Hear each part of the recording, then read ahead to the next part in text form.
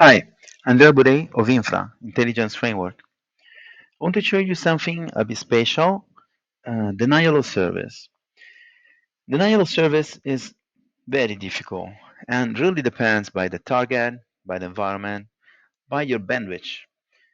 That's why in general, we don't talk about denial of service, but we talk about distributed denial of service.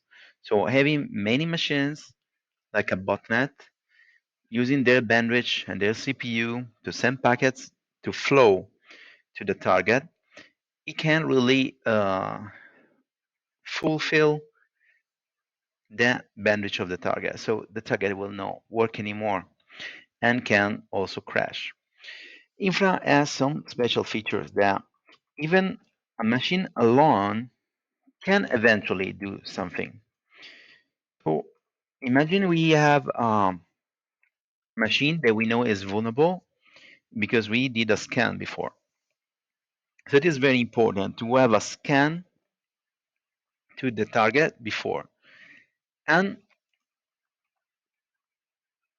and if there are the right vulnerabilities, Infra can try to use them, to exploit them, to create denial of service.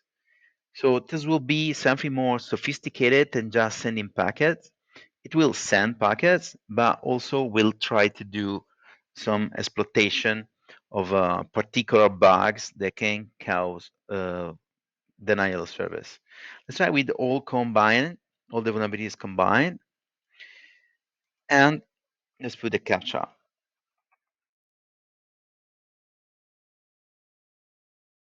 So captcha is correct, command successful. So for 120 seconds, it will be a running test. It means 2 minutes. So now the target is starting to receive the packets.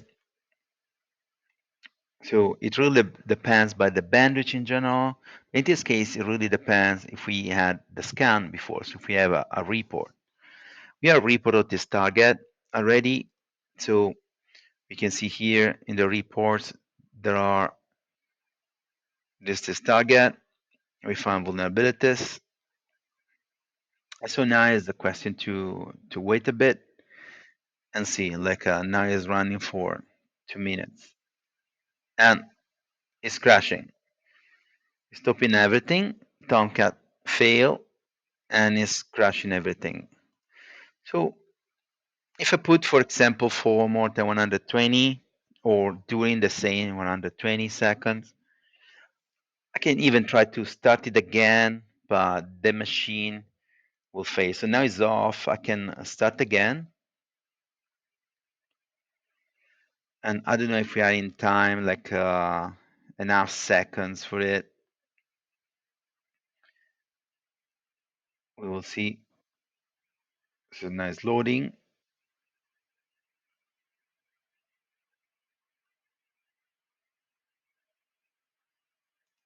Well, we can do the attack again.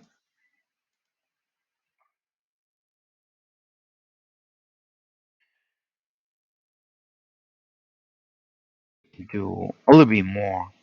For example, 300.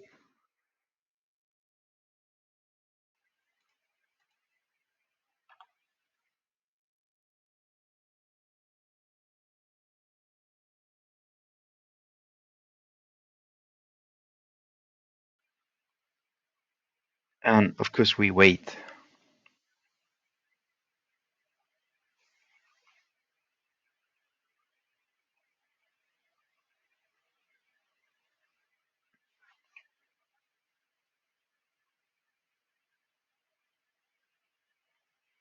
So this attack will not affect so much the infra because it can use the same machine or eventually one of the virtual machines that are connected to it, dedicated for this job.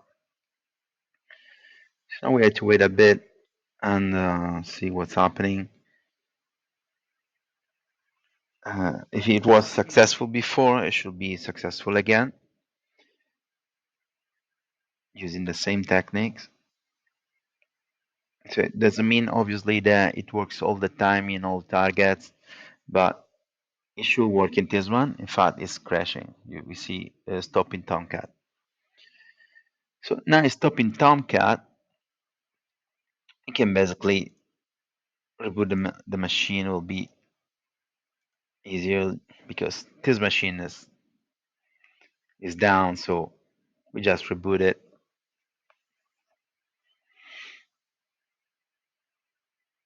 and wait. No, we don't need this anymore. So let's create more space for it. So it's starting all the services, but you see, it's stopping again. So it's not able to start again.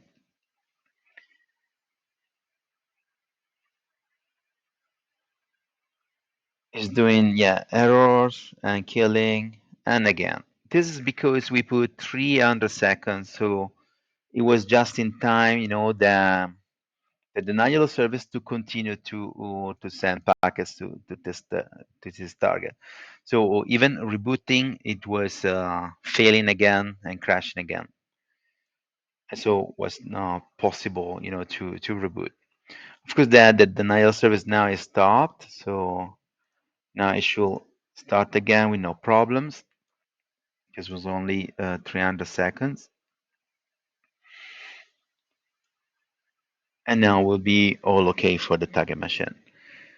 So of course we can do longer, uh, longer crash.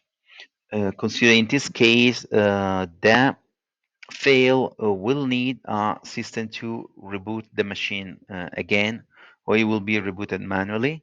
So it can be a big damage for the server because it will be stopping, uh, not just temporarily for the bandwidth. As we see, it's all okay now. So this is how denial of service work. We try the combined feature. We can try other feature another moment.